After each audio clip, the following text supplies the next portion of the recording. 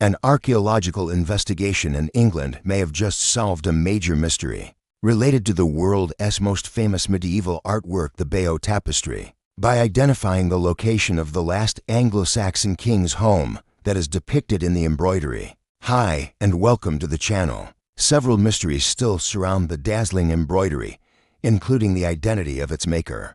But new research may have found another piece of the puzzle. Today we are discussing how archaeologists believe they have confirmed the location of the lost home of Harold Godwinson, the last Anglo-Saxon king of England. Before we dive in, I want to thank you all for your support over the last year. While the embroidery's portrayal of Harold pulling an arrow out of his eye may be a matter of debate, the houses, even for those of high status, were made of timber, and the wood would not have survived. Also, the Norman conquest likely eradicated most evidence of its predecessors, Creighton added. A team of archaeologists says it has confirmed a different detail from Harold's tapestry scenes: the location of his residence in Bayeux, England. We've reached some major milestones, and none of that would have been possible without you. So thanks again, and now let's get to the video. Over the years, archaeologists had a hunch that a large house built in the 17th century, the focal point of the present-day village that exists there,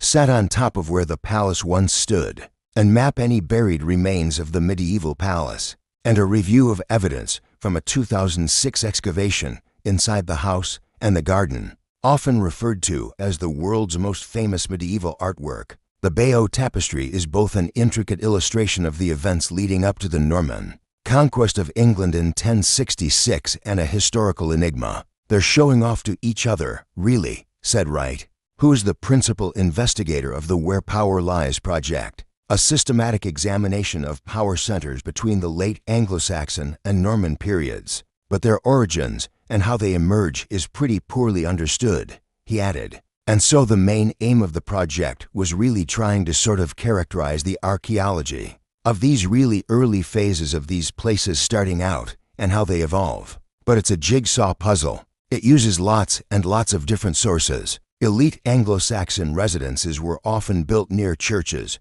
according to the study, and the site of Harold's palace was next to an important Anglo-Saxon church in Bayeux. But the Bayeux site is particularly special for its connection to the Bayeux Tapestry. The 68.3-meter long to 124-foot long tapestry depicts William, Duke of Normandy, and his army killing Harold Godwinson, or Harold II, the last Anglo-Saxon king of England, at the Battle of Hastings. We can also use it as a way into how people understood and pictured the recent past, which helps us to grasp why this item was made in the first place, Naismith said in an email. But they hope to return sometime this year to perform wood dating to confirm their origins. Wright said, there are no photos of the exterior of the existing house available to the public, out of respect for the privacy of the current owners, he added, said Dr. Caitlin Ellis, Associate Professor in Medieval Nordic History at Norway's University of Oslo, who was not involved with the study.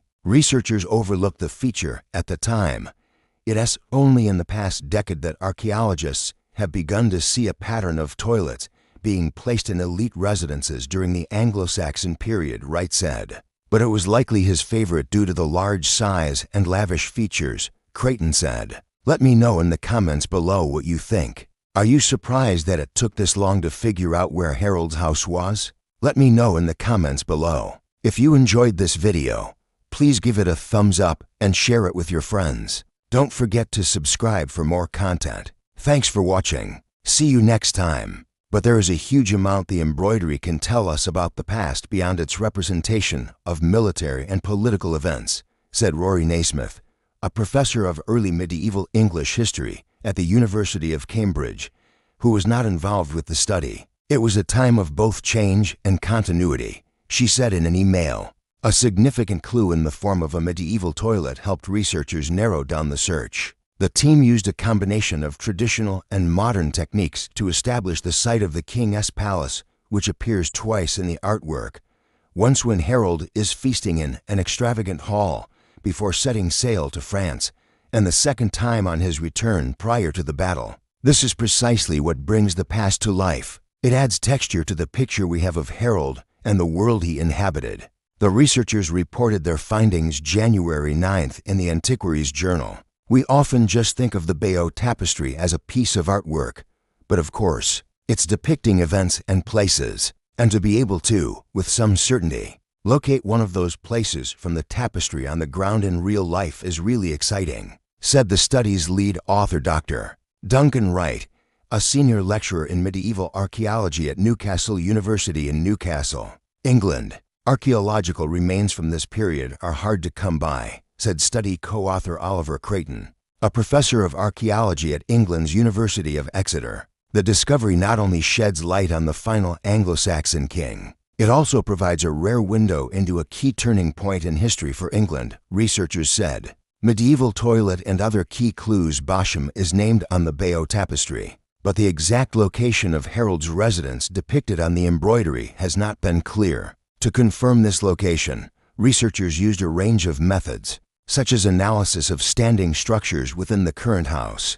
ground-penetrating radar to scan. People often think of archaeology as being all about digging, all about excavation, Creighton said. The surveys found to previously unidentified medieval buildings within the house and garden, but a vital clue that helped to date the site and identify the palace was a latrine, or a toilet, discovered in the 2006 excavation. Another indicator was the site's proximity to a church. These residences and churches together around the year of 1000 are where the aristocracy start to kind of show off in England. Loads of these places then become manor houses or castles, a house fit for a king. Harold's Palace, which was a moated, enclosed site featuring many ancillary buildings, such as stables, granaries, storehouses, kitchens, and other accommodations found during the 2006 excavation, is one of 7 sites that researchers have examined so far as part of the Where Power Lies effort, said Creighton,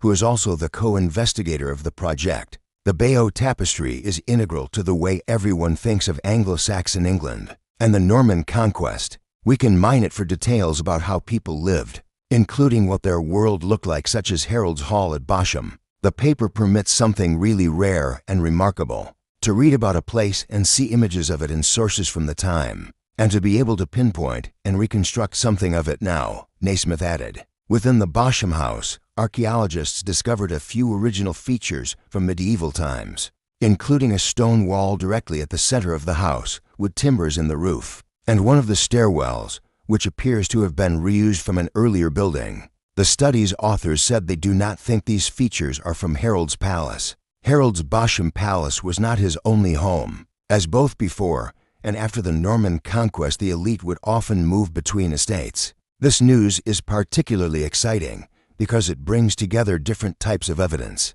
the wonderful tapestry archaeology and medieval written sources. The Battle of Hastings and the resultant Norman conquest is seen as a key turning point in English history and identity. The team believes it has finally tracked down the elusive location of the Anglo-Saxon royal residence depicted in the Bayeux Tapestry. And with that, we're going to wrap up today's episode.